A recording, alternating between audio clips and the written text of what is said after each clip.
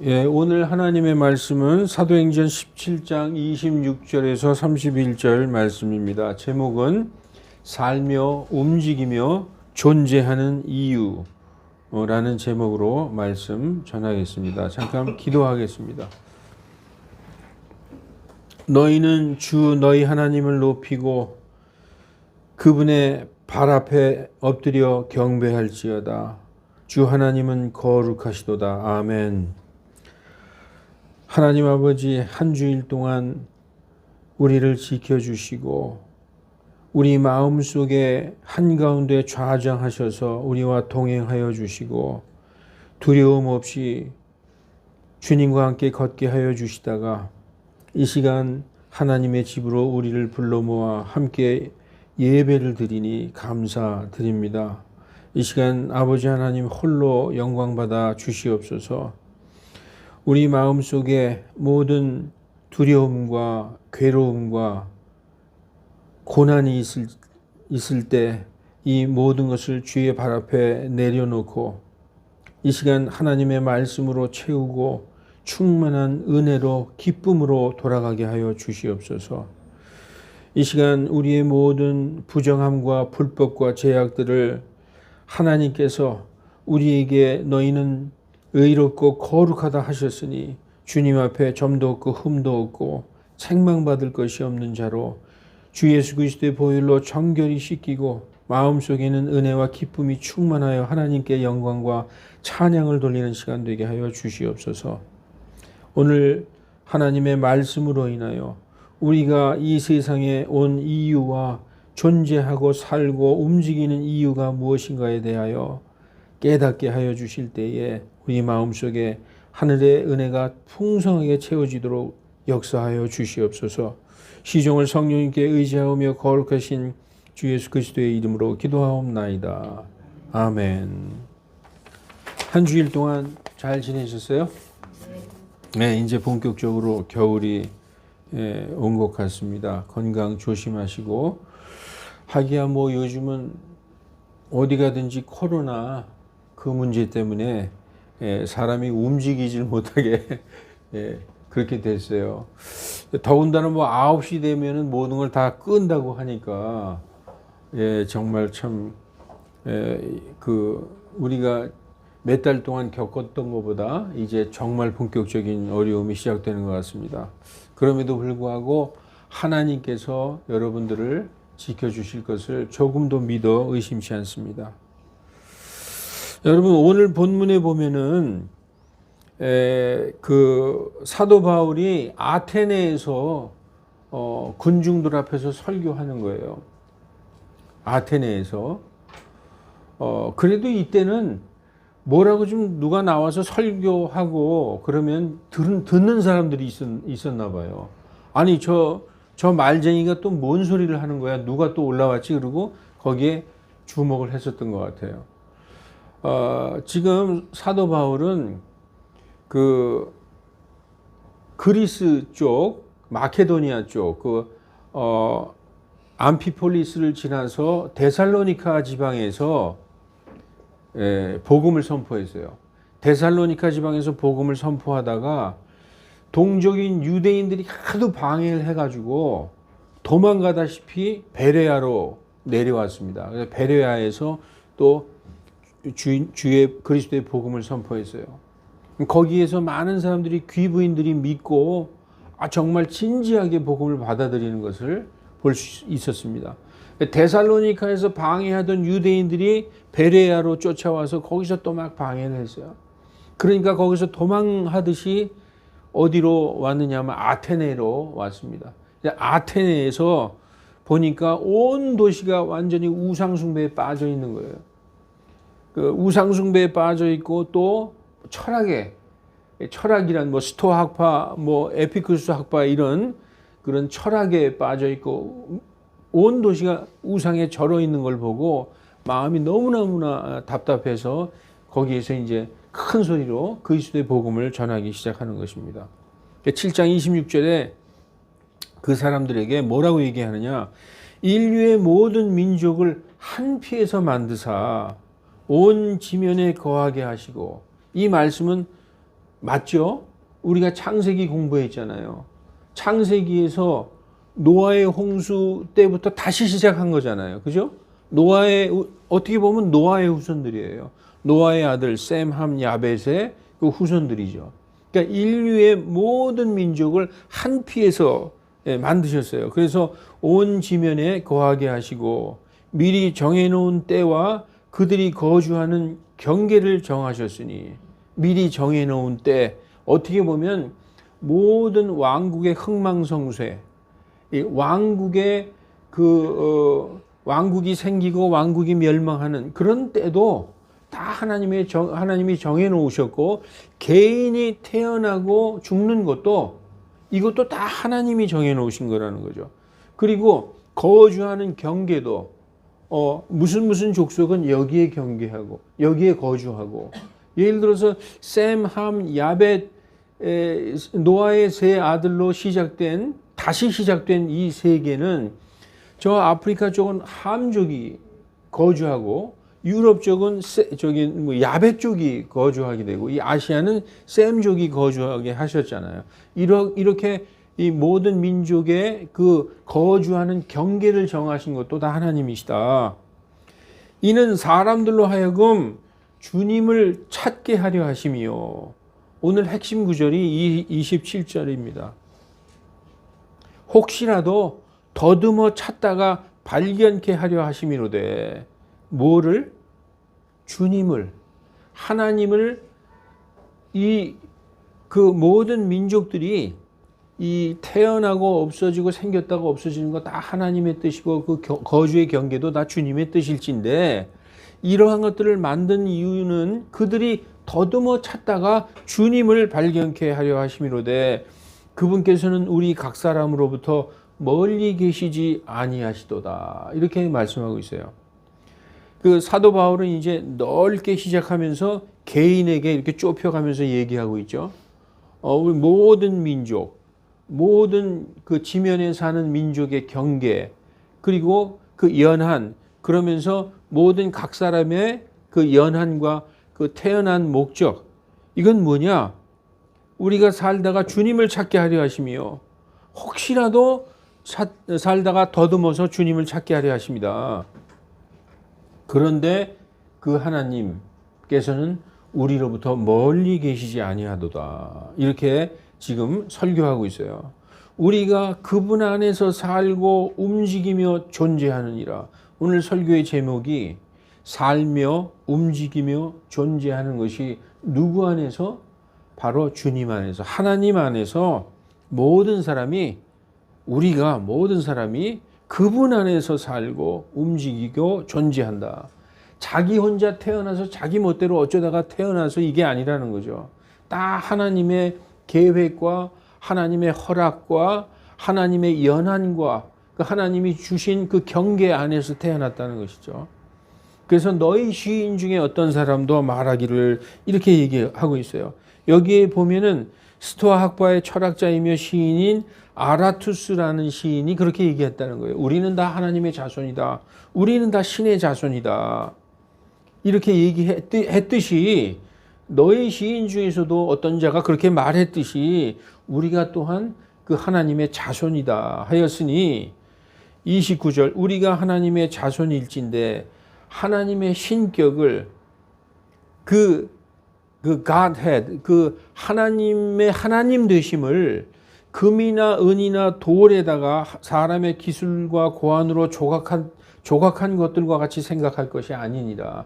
그때 당시는 신을 갖다가 벽에다가 부조로 막 이렇게 새겨놨다든지 큰 짐승을 새겨놓고 이게 신이다라고 하고 거기다가 경배하고, 또 무슨 큰 날짐승을 만들어 놓고 이게 신이다 그러고 거기에 경배하는 일이 있었다는 것이죠. 근데 그렇게 사람의 기술과 고안으로 조각한 것들과 같이 생각할 것이 아니라, 하나님을 그렇게 생각할 것이 아니라, 이 같은 무지의 때에는, 너희가 하나님을 알지 못할 때에는 하나님께서 눈 감아 주셨으나, 여기에서 우리 조상들도, 우리 한국의 옛날에 예수님을 모르고 하나님을 몰랐던 우리 조상들이 그 우상 숭배 했다든지 뭐 알지 못하는 신에게 경배했다는 거, 이거 눈 감아 주실 수 있다는 거예요. 모르고 그랬으니까. 이제는 가는 곳마다 모든 사람에게 회개하라 명령하셨으니, 이제는 구원자 예수 그리스도께서 우리를 위하여 돌아가신 것을 온 세상이 이제 다 아는데, 이제부터는 모든 사람에게 회개하라 명령하셨으니, 이는 하나님께서 친히 세우신 그 사람에 의해, 그 사람이 누구죠? 예수님. 예수님에 의해 세상을 의로 심판하시고자 한 날을 정하시고, 이 의로 심판하시고자 정하신 한 날이 언제일까요? 앞으로 예수님이 공중 재림하시는, 재림하시는 날. 지금 재림하시는 날을 미리 얘기하는 거예요. 앞으로 예수님이 오셔서 이 땅을 심판할 날이 있다. 그 날을 정해 놓으셨다. 이에 그분을 죽은 자들로부터 일으키심으로 이 일을 모든 사람에게 확증해 주셨음이니라. 그것에 대한 증거로 죽은 자 가운데서 예수님을 이렇게 세워주심으로써 모든 사람에게 확증해 주셨다라고 말씀하고 있는 거예요. 이게 지금 사도 바울이 AD 한 60년경, 한 60년경에 지금 55년, 60년경에 지금 설교한 내용이에요. 우리가 지금 들어도 어떤 큰 시대적인 어떤 그걸 느끼지 못하잖아요. 여러분, 오늘 본문 말씀의 핵심이 아까 말씀드렸듯이 27절에 있습니다. 이 땅에 태어난 모든 사람들이 주를 더듬어 찾다가 발견하는가, 아니면 발견하지 못하고 죽는가, 여기에 인생의 성패가 달려 있어요. 존재 이유가 달려 있는 거예요. 우리가 살고 움직이고 존재하는 이유가 이 땅에 태어나서 잘 먹고 잘 살고 성공해서 멋지게 살다가 죽는 게 존재 이유가 아니라, 하나님께서 우리를 보내셨는데 그 인생 중에서 정말 더듬어 찾다가 발견해야 될 것이 있다는 거예요. 그것을 발견하기 위해서 우리가 태어난 거예요. 어떻게 보면 이것을 발견하지 못하고 죽는 자가 가장 불행하고 가장 비참한 자인 것이죠. 우리는 살다가 문득 한 번쯤은 이런 생각해 본 적이 있을 거예요. 나는 누구인가? 나는 도대체 왜 태어났나? 그리고 어디서 와서 어디로 가는가? 아주 철학적인 이런 그런 생각을 할 때가 있죠. 그런 질문을 갖게 될 때가 있습니다. 그러다가 다시 먹고 살기 위해서 생활 속으로 들어가서 다 잊고 살아요. 그러다가 또 고생스러우면 내가 왜 태어나서 이 고생을 하는가? 나는 누구인가? 이런 생각을 하고 할 때가 있죠. 무엇을 위해서 살고 있나? 이렇게 사람들은 누구나 인생에 있어서 아주 어려운 시기를 당하면 그런 생각을 많이 하게 됩니다. 항상 좋은 일만 있으면 그런 생각 잘 안 하죠. 지금 사는 게 너무 즐겁고 행복하고 너무 멋진 일이 많기 때문에 나는 왜 이 세상에 태어났나 이런 생각 잘 안 하게 돼요. 그런데 큰 어려움이 닥쳐올 때마다 인생에 있어서 뭐 큰 병에 걸렸다든지 큰 사고를 당했다든지 아니면 이혼을 했다든지 아니면 사업에 실패했다든지 또 자녀 문제로 크게 고민한다든지 이러한 이유 때문에 나는 누구인가, 왜 태어나서 어디로 가는가 이런 생각들을 할 때가 많이 있습니다. 그리고 허무하다는 생각도 들기도 하고 다 소용없어 뭐 이렇게 생각하는 사람도 있을 수 있습니다. 그런데 여러분, 나만 그런 생각하는 게 아니라 모든 사람이 그런 생각을 하면서 질문도 하면서 살아가는 것입니다. 근데 그 사람들이 그토록 알고 싶어 하는 모든 대답이 하나님의 말씀인 성경에 다 들어 있습니다. 진리는 아주 단순하고 명료합니다. 하나님이 사람을 창조하셨기 때문에 나는 존재하는 것이며, 왜 창조하셨느냐 하면 하나님 자신의 은혜의 영광에 대한 찬양이 되게 하기 위해서 우리를 창조하셨다라고 성경은 말씀하고 있어요. 우리는 질문하죠. 나는 왜 이 땅에 왔는가? 성경은 대답해 주고 있어요. 그분의 은혜의 영광에 대한 찬양이 되게 하기 위해서 우리를 창조하시고 부르셨다라고 말씀하고 있는 것입니다. 성경을 보십시다. 에베소서 1장 4절 창세전에 그리스도 안에서 우리를 택하사 우리로 하여금 사랑 안에서 하나님 자신 앞에 흠이 없고 거룩하게 하시려고 자신이 뜻하신 참 기쁨에 따라 우리를 미리 정하사 예수 그리스도로 말미암아 자신의 자녀로 입양되게 하시고 6절과 12절을 보십시오. 자신의 은혜의 영광에 대한 찬양이 되게 하셨으니 이 은혜로 인하여 그분께서 우리를 그 사랑하시는 자 안에서 받아주셨느니라. 그 사랑하시는 자, 하나님이 사랑하시는 자 누구예요? 예수 그리스도 안에서 우리를 받아주셨다. 그리고 12절, 에베소서 1장 12절, 이는 그리스도를 먼저 신뢰한 우리로 하여금 그분의 영광에 대한 찬양이 되게 하려 하심이니라. 이렇게 말씀하고 있습니다. 12절에 그리스도를 먼저 신뢰했다라고 나와 있죠. 이방인인 우리가 유대인들보다 먼저 받아들였어요. 재미있는 게 복음은 유대인들, 이스라엘 사람들에게 먼저 선포됐어요. 우리에게는 나중에 선포됐어요. 그런데 먼저 믿은 자들이 누구냐? 우리들이라는 거예요. 이방인들. 지금 에베소 이방인들이잖아요. 이방인들이 먼저 신뢰한 우리. 너희가 먼저 신뢰했다는 거예요. 그래서 우리는 나중된 자지만 성경에서 먼저 된 자라고 얘기하는 거예요. 먼저 된 이스라엘 사람들은 나중된 사람들이에요. 그래서 우리가 먼저 신뢰한 우리들로 하여금 그분의 하나님의 영광에 대한 찬양이 되게 하려 하십니다. 그래서 우리를 부르셨다는 거예요. 그리스도 예수님 안에서 택하시고 하나님의 은혜의 영광에 대한 찬양을 드린다는 표현은 간단히 말해서 하나님의 은혜에 대한 감사의 경배를 드린다. 하나님의 그 영광, 하나님께서 우리를 구속하신 그 은혜에 대한 감사의 경배를 드리는 자들이 되기 위해서 하나님이 우리로 하여금 그 감사와 찬양의 경배를 받기 위해서 우리를 창조하셨다라고 말씀하고 있습니다. 여러분, 경배와 예배는 좀 다릅니다. 그냥 한마디로 우리는 예배 드린다, 경배 드린다 다 하나로 쓰고 있지만 자세히 보면은 경배와 예배는 조금 다릅니다. 예배는 눈에 보이는 육신적이고 형식적인 반면에 경배는 눈에 보이지 않는 영적인 면을 더 강조하는 것입니다. 이처럼 예배는 시간을 정해서 다 같이 함께 드리는 의식적인 것이지만 이렇게 주일날 11시 정해놓고 이렇게 드리는 것이 이제 예배죠. 이렇게 시간을 정해서 다 함께 드리는 의식적인 것을 예배라고 한다면 경배는 365일 24시간 하나님을 마음에 거룩히 모시고 살아가는 성도의 그 생활, 삶, 그 자체가 바로 경배라고 성경은 말씀하고 있는 것입니다. 그러니까 하나님은 주일날 11시에 예배를 받으시기 위해 우리를 창조하시고 부르신 게 아니라 일평생 살아가는 동안 마음으로 드리는 그 경배를 받으시기 원하시는 것입니다. 그렇다고 해서 주일날 함께 모이는 예배가 중요하지 않다는 것이 아닙니다. 6일 동안 살아온 삶을 가지고 하나님 앞에 나와서 회개 보고하는 시간이에요.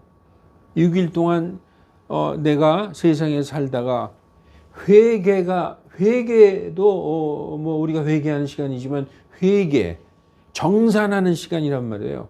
우리가 6일 동안 살아온 그 삶을 가지고 하나님의 집에 나와서 하나님 앞에 나와서 회개 보고하는 시간이다. 그런 시간이다라고 성경은 말씀하고 있어요. 왜냐하면 성도들도 예수님의 피로 의롭게 된 자들도 죄를 지을 수가 있다라고 성경은 말씀하고 있습니다. 그래서 성경이 이렇게 얘기하고 있어요. 전도서 7장 20절에 선을 행하고 죄를 짓지 않는 의인은 땅 위에 하나도 없느니라. 예수님 믿고 거룩하게 됐고 하나님이 너희가 의롭다. 그것으로 모든 게 끝난 게 아니라는 거예요. 우리에겐 성도에게는 양육의 과정이 있다는 거예요. 하나님이 그래서 교회를 세우신 것입니다. 그래서 예배 중에 선포되는 말씀을 통해서 아, 그렇구나 하고 회개하게 되고 은혜 받게 되고 그리고 결심하게 되는 것입니다. 결단한다 그러죠. 결단한다. 아, 내가 이제 이렇게 살아야지. 아, 그렇구나 하고 마음을 딱 이렇게 하나님의 말씀에 결단하는 것. 그 시간이 예배 중에 있게 되는 것입니다. 그러나 문제는 그리스도인들이 주일날 교회만 갔다 오면 의무를 다했다고 생각하면 아, 나 오늘 교회 갔다 왔어. 넌 예배 봤니? 아, 예배 보고 왔어. 이렇게 갔다 온 것으로 다 했다고 생각하면 우리는 그리스도인이 아니라 구약의 유대인들하고 똑같은 거예요. 율법 아래에 있는 자들. 율법 아래에 있는 자들은 죄를 지면은 양 한 마리, 그 짐승 한 마리 데리고 성전에 가서 그 짐승만 한 마리 죽이고 용서받고 오면 그 땡이었어요. 그거하고 똑같다는 거예요. 교회만 갔다 오면은. 그래서 하나님은 육적인 예배보다는 영적인 경배를 받기 원하신다. 항상 우리 마음 속에 하나님을 모시고 우리가 살 때 그런 생각 들죠. 아, 내가 이거 하면 안 되는데 하나님이 보고 계시는데 아, 이거 어떡하지? 고민을 할 때가 있어요. 왜 그러느냐? 하나님이 내 안에 계시기 때문에. 적어도 그리스도인들이라면은 그런 문제로 한 번쯤은 고민해 본 적이 있을 것입니다. 그래서 요한복음 4장 23절 24절에 이런 말씀이 있어요. 그러나 참 경배자들이, 전에 구약의 경배자들은 그냥 율법에 의해서 마음은 괜찮아요. 마음이 어떻든지 마음을 묻지 않아요. 그냥 양만 갖다가 한 마리 죽이고 율법책에 기록된 대로 그렇게만 하고 오면 되는 것입니다. 그러나 참 경배자들은 이제부터 마음을 본다는 거예요. 그래서 영과 진리로 아버지께 경배할 때가 오나니 곧 지금이라 라고 성경이 얘기하고 있어요. 영과 진리로 경배한다는 것은 마음으로 경배한다는 거예요. 율법과는 전혀 다르죠. 율법은 육신적인 경배예요. 형식과 예식만 갖추면 되는 거예요. 그런데 영과 진리의 경배는 그런 형식적인 경배가 아니라 마음의 경배로 아버지께 경배할 때가 오나니 곧 지금이라. 아버지께서는 이렇게 자신에게 경배하는 자들을 찾으시느니라. 육신적인 경배를 찾으시는 게 아니라 마음의 경배, 즉 영과 진리의 경배를 하는 자들을 찾으시느니라. 이렇게 말씀하고 있는 것이죠. 그래서 24절에 하나님은 영이시니 그분께 경배하는 자들은 반드시 영과 진리로 경배할지니라. 반드시 온 마음으로 혼을 다하여 그리고 진리로 그분의 명령에 따라. 진리는 뭐예요? 그분의 말씀이 진리죠. 내가 아니야, 나는 이 방법으로 할래, 난 이렇게 경배드리고 싶어 해서 자기 멋대로 가인의 방식으로 하지 말고 하나님이 우리에게 명령하신 그 진리의 틀 안에서 진리를 가지고 마음으로 나가서 경배를 드려라. 그런 말씀입니다. 이게 바로 영과 진리의 경배입니다. 그러면 이런 생각을 할 수 있어요. 하나님은 독재자인가? 아니면 폭군인가? 나는 하나님에 대해 알지 못하고 경배하기도 원치 않는다라고 생각하는 사람들도 많이 있어요. 그리고 난 거룩한 사람이 아니야. 지금도 죄를 짓고 살아가는데 어떻게 교회에 나가? 나 좀 냅둬. 나 나중에 나갈게. 이렇게 말하는 사람도 많이 있습니다. 하나님은 우리에게 자유의지를 주셨기 때문에 마치 로봇처럼 모든 사람이 무조건 경배해야만 하는 것은 아닙니다. 마치 이북의 김일성, 김정일에게 온 국민이 경배할 것을 강요하는 것처럼 그런 하나님이 아니시라는 거죠. 한마디로 하기 싫으면 안 해도 되고 하나님을 거부해도 되고 심지어 하나님을 저주해도 하나님이 아무 말씀 안 해요. 하늘을 우러러 손가락질하고 막 저주를 해도 아무 말씀 안 하십니다. 상관이 없어요. 그리고 다른 종교를 믿거나 아무것도 믿지 않고 자기 주먹을 믿거나 이 땅에 사는 동안, 다시 말해서 생명이 있는 동안에 전적으로 우리에게 자유의지에게 맡겨주셨어요. 하나님이 야, 이놈 아주 괘씸하네. 그래가지고 하늘에서 벼락을 내려서 때리신다든지 그러지 않는다는 거예요. 살아있는 동안에는 우리가 언제 어떻게 어떤 것을 선택하든지 우리의 자유의지에 맡겨주셨다는 거죠. 모든 창조물 중에서 오직 사람만이 말을 하고 글을 읽습니다. 이것은 창조물 중에서 오직 사람에게만 논리적인 사고를 통한 이성을 주셨다는 거예요. 옳고 그름을 판단할 수 있는 그 이성, 그리고 이해력, 그리고 무엇보다도 죄를 지었을 때 괴로워하는 양심을 사람에게만 주셨다는 것입니다. 여러분, 돼지가 자기 혼자 다 먹고 막 괴로워하는 거 봤어요? 개가 막 괴로워서 어디 한 구석에 가서 자책하는 거 봤습니까? 오직 사람만이 양심이라는 걸 주셨어요. 그래서 사람은 죄를 지으면 양심이 찔리고 괴로워합니다. 그건 믿지 않는 사람도 똑같아요. 좌우지간 사람으로 태어난 자들은 전부 양심이 괴로워하는 그런 경험을 하죠. 그래서 양심을 버린 사람에게 하늘이 두렵지 않느냐라고 책망을 하기도 합니다. 여러분, 영화로도 상영이 되었지만 동주라는 영화도 나왔죠. 이 윤동주의 그 서시라는 시를 보면은 죽는 날까지 하늘을 우러러 한 점 부끄러움이 없기를 잎새에 이는 바람에도 나는 괴로워했다. 이렇게 아주 한국 사람이 제일 좋아하는 시라고 합니다. 이 시는 누구나 다 좋아하죠.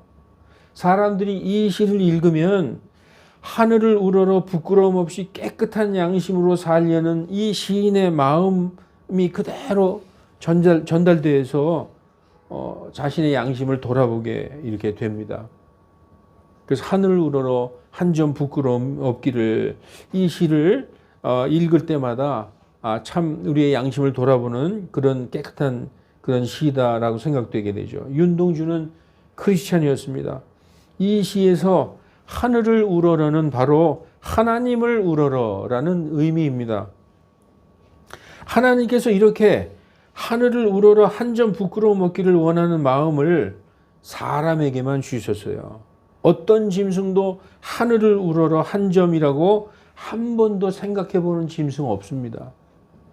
우리가 아는 개, 돼지, 소, 닭 중에서 하늘을 우러러 한 점 부끄러움 없기를, 양심이 괴로워, 이런 거 없습니다. 그러면 그런 마음은 어디서 왔을까? 바로 하나님께서 자신 안에 있는 본성을 사람에게만 주셨다는 것입니다. 즉 그게 바로 사람의 형상이라는 거예요. 우리가 우리의 형상과 우리의 모습대로, 우리의 모양대로 사람을 만들자 하시고 사람을 만드셨기 때문에 그 하나님 안에 있는 것이 오직 사람 안에만 있다는 것입니다.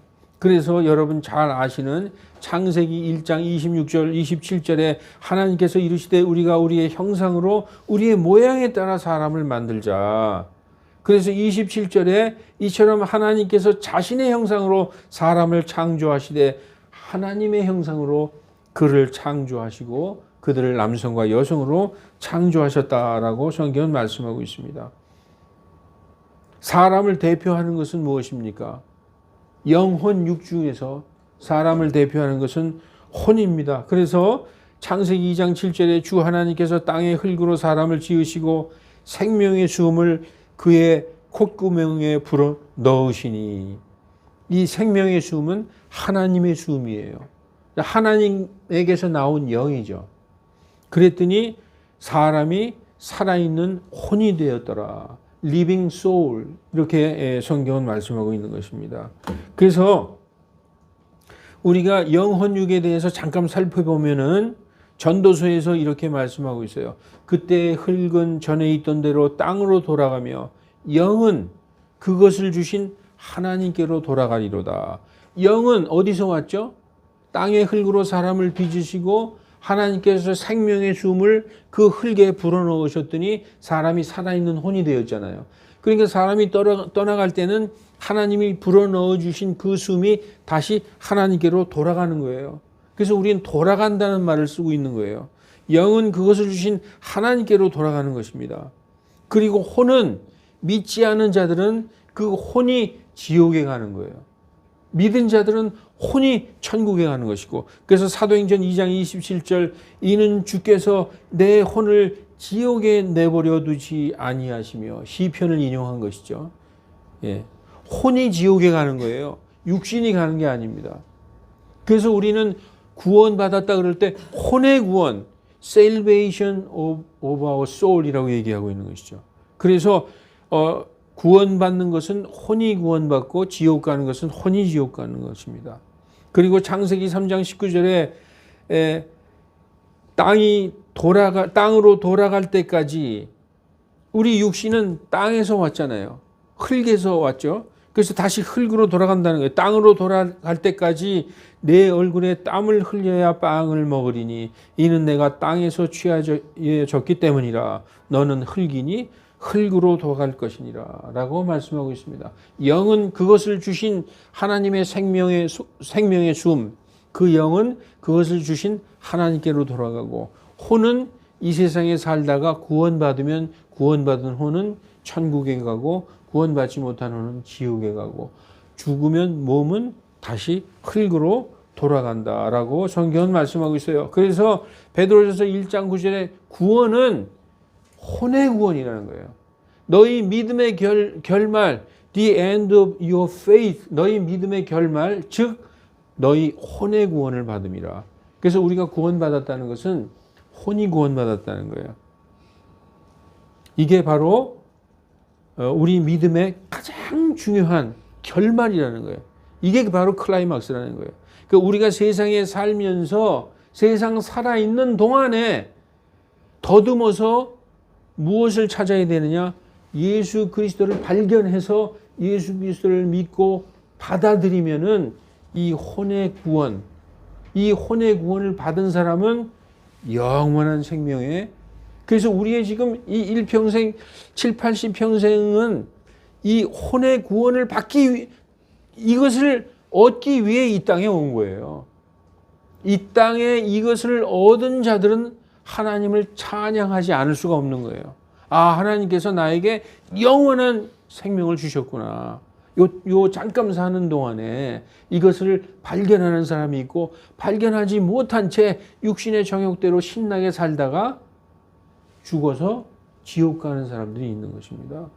그래서 여러분, 사람을 대표하는 것은 육체가 아니라 혼이다. 그래서 사도행전 2장 41절에도 그 킹제임스 성경에는 그때 그의 말을 반갑게 받아들인 사람들은 침례를 받으니, 사도 베드로가 설교를 했어요. 설교할 때 오순절날 그날의 제자들에게 3,000혼 가량이 더하여지더라. 여기서 개역 성경은 3,000명이라고 되어 있지만 이 킹제임스 성경에는 3,000혼이 구원받았다라고 얘기하고 있어요. 그래서 고린도후서 4장 16절에도 이런 까닭에 우리가 낙심하지 아니하노니 우리의 겉사람은 썩어갈지라도, 이 가로 안에 있는 건 제가 성경에 없는데 제가 써놓은 거예요. 우리의 겉사람은 썩어갈지라도, 육신은 늙어가고 점점 늙어서 꼬부라져서 죽어서 땅에서 썩어서 없어질지라도 우리의 속사람, inward man, 우리의 속사람, 우리의 혼, 그 속사람은 날마다 새로워진다. 점점 더 강건해지고, 왜냐? 혼은 죽지 않아요. 영원히 사는 거예요. 그리고 우리의 혼에 이런 천한 육신이 아니라 완전한 육신을 하나님께서 주신다. 영광스러운 육신, 죽지 않는 육신, 그것으로 입혀진다는 거예요. 여러분, 이러한 진리를 우리가 알기 때문에 그분의 영광에 대한, 그분의 은혜에 대한 찬양이 될 수 있는 것입니다. 그래서 여러분, 혼의 기능은 논리적인 사고죠. 이성. 그리고 이 혼에는 지정의가 있어요. 지는 뭡니까? 이성이죠. 이성. 그리고 정, 감정, 사랑하는 감정, 기쁨, 슬픔과 괴로움. 그리고 의, 양심. 이거 잘했다, 잘못했다. 혼에는 지정의가 있다는 거예요. 다시 말해서 이성, 논리적인 어떤 논리적인 사고, 그리고 정, 사랑하는 감정, 그리고 기쁨, 슬픔, 괴로움, 그리고 의, 선악을 분별하는 양심, 이런 것이 바로 다 혼의 기능이다라고 성경은 말씀하고 있어요. 우리가 혼이 나갔다 그러면 한국말로는 넋이 나갔다 그러잖아요.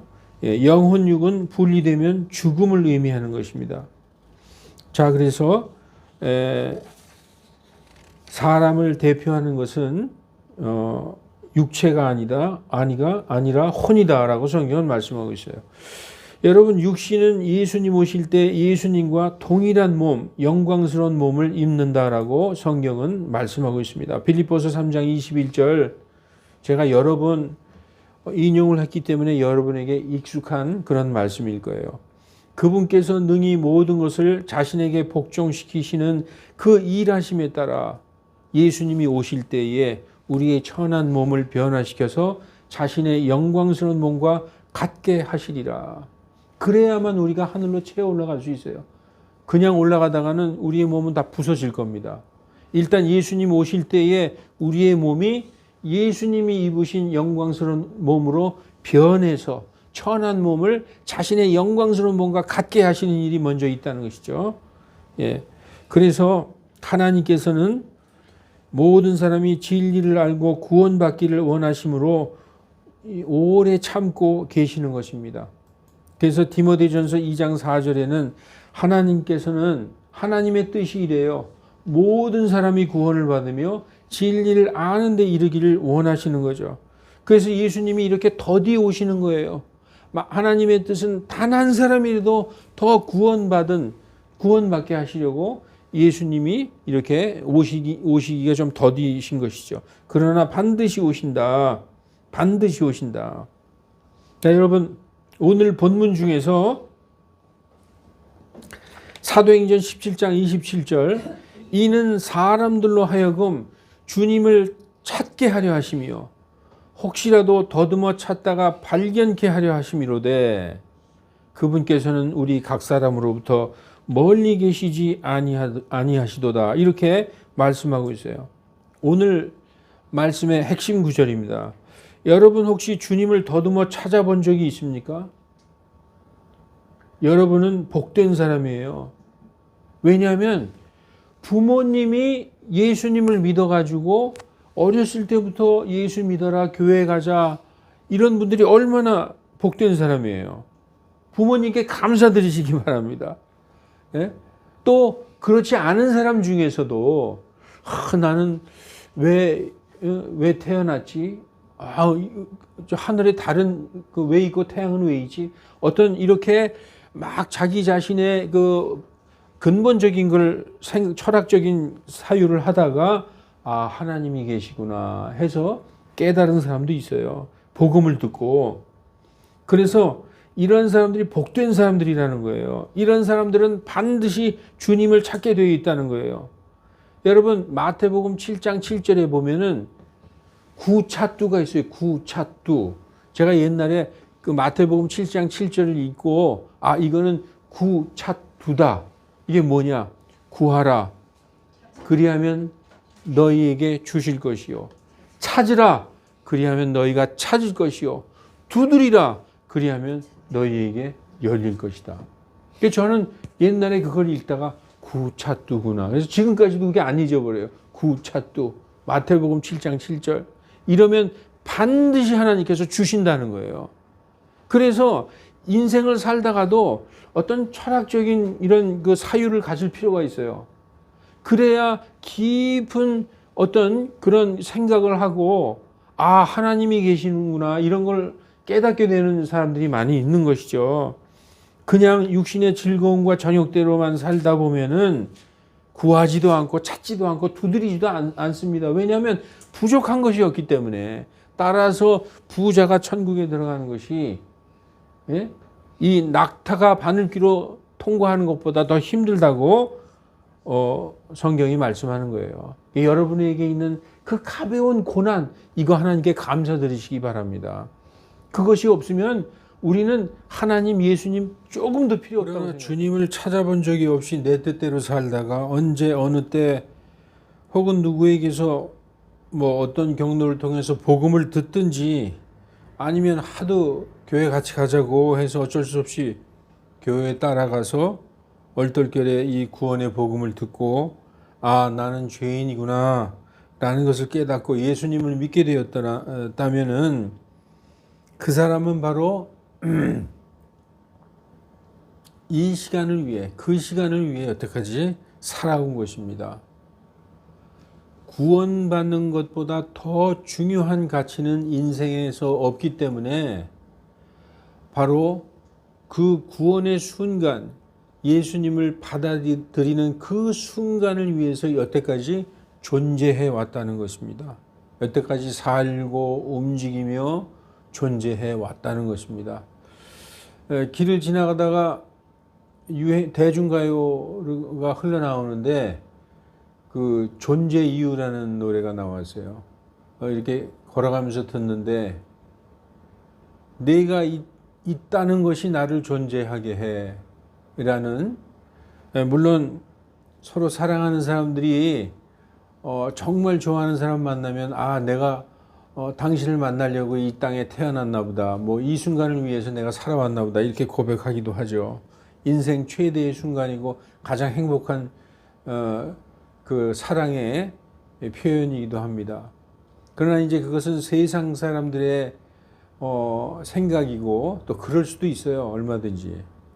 그러나 그거보다 더 중요한 의미, 우리가 정말 왜 이 땅에 태어나서 여태까지 살아왔고 왜 여태까지 이런 많은 시간들을 보냈는가. 기쁨도 있었고 슬픔도 있었고, 그런데 바로 예수님을 만나는 그 순간을 위하여 이 땅에서 잠깐 있다가 영원히 사라지는 저 지옥에 떨어지는 게 아니라 영원한 영광의 나라, 하나님의 그 나라에 가기 위한 그 백성이 되기 위해서 존재하고 있었다는 것입니다.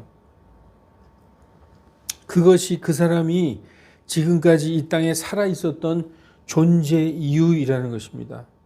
왜냐하면 사람이 구원받는다는 것은 영원한 생명, 영생을 얻었다는 뜻이기 때문입니다. 세상에 잠깐 왔다가 사라지고 소멸되는 존재가 아니라 어디에 거하든 간 영원히 거하는 존재가 된 거예요.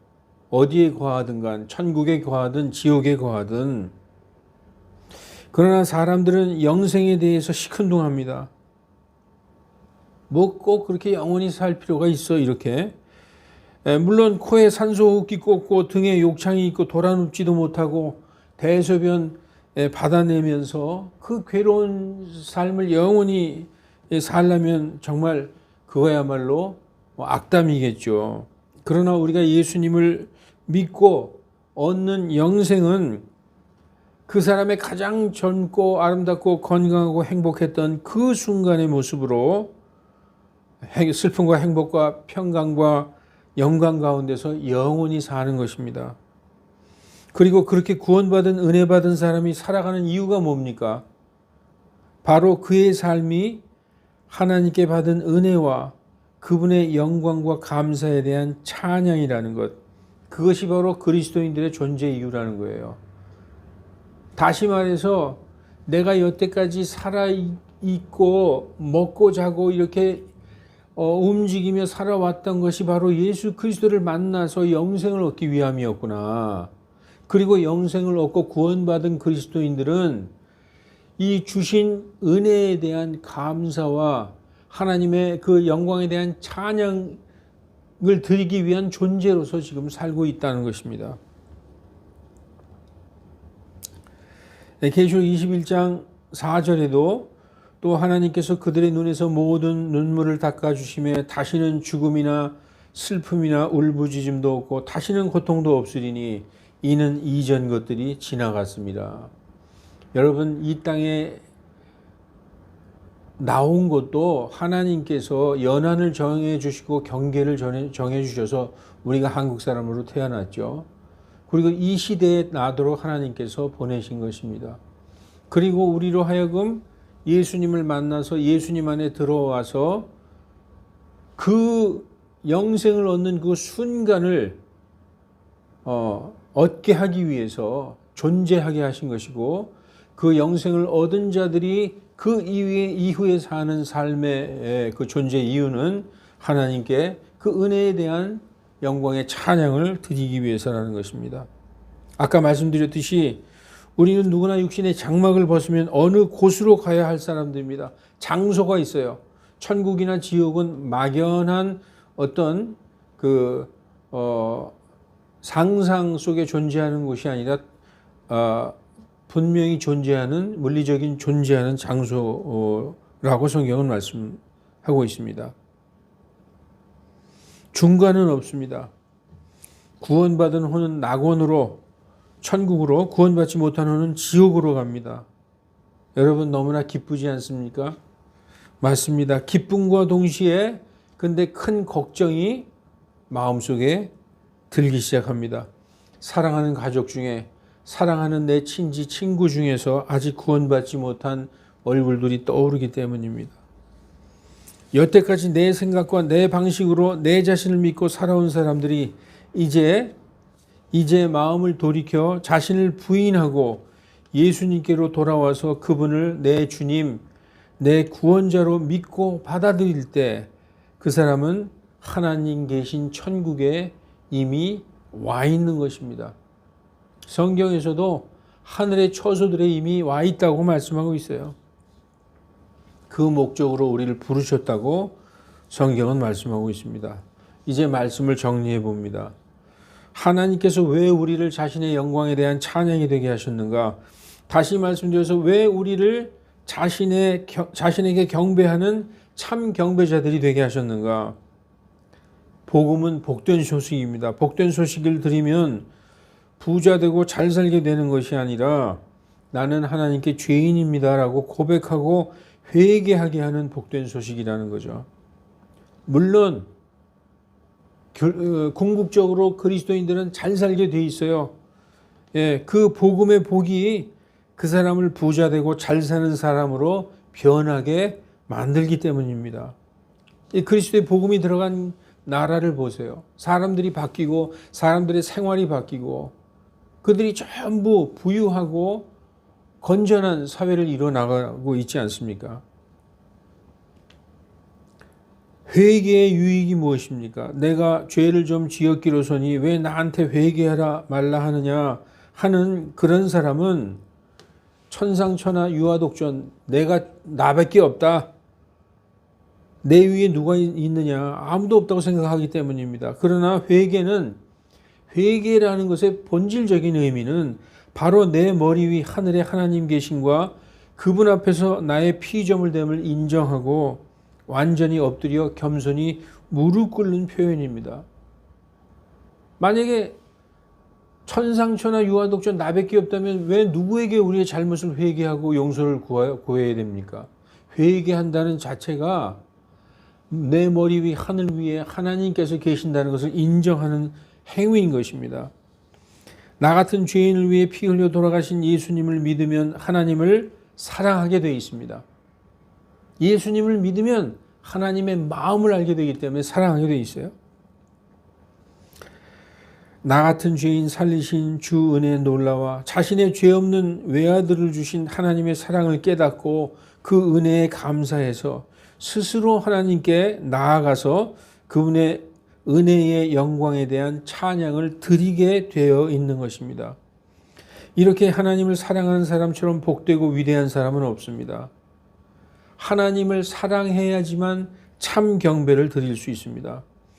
누가 시켜서 억지로 하라고 하면은 겉으로는 하는 척할지 몰라도 마음에서 우러나오는 그 참 경배를 드릴 수가 없게 되는 것입니다.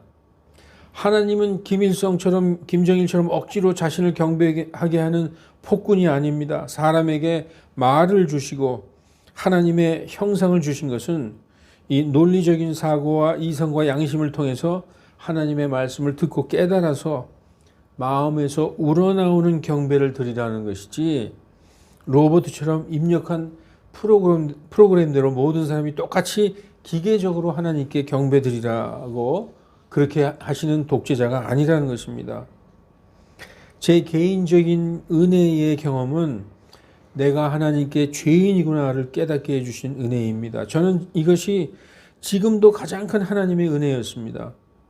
사람들이 나름대로 다 죄책감을 가지고 삽니다. 그러나 그냥 자기 연민에서 나오는 죄책감이나 인생, 내가 잘못 살았다, 뭐 이런 후회가 아니라 내가 하나님께 죄인이라는 것을 깨닫고 회개하는 게 가장 핵심입니다.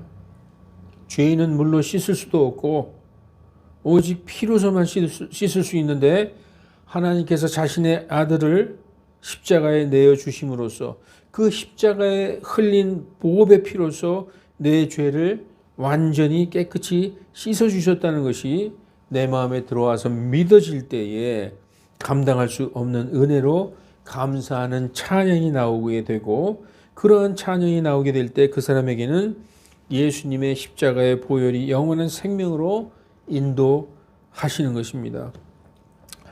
우리가 이 말씀을 보고 말씀을 마치겠습니다. 에베소서 1장 7절, 그분 안에서 우리가 그분의 은혜의 풍부함을 따라 그분의 피로 말미암아 대속 그 죄들의 용서를 받았도다. 그 피로 용서를 받았다는 거예요. 그 요한계시록 5장 9절에도 이는 주께서 죽임을 당하사 그 피로서 우리를 민족과 족속과 언어와 백성 가운데서 대속하여 우리 하나님께 드리셨다. 그 피로, 오늘 우리가 주님의 만찬을 했지만 그 피로 우리를 대속하셨다는 것입니다. 그 피를 잊지 말라고 말씀하시는 것입니다. 그래서 하나님을 사랑하고 기쁜 마음으로 하나님께 영과 진리로 그분께 경배하는 참 경배자가 되는 것입니다. 우리 모두가 하나님께 영으로 경배하고 그리스도 예수님 안에서 기뻐하고 육신을 신뢰하지 않는, 내 주먹을 믿는 그런 자가 아닌 육신을 신뢰하지 않는 여러분과 제가 되시기를 주 예수 그리스도 이름으로 축원합니다. 기도하시겠습니다.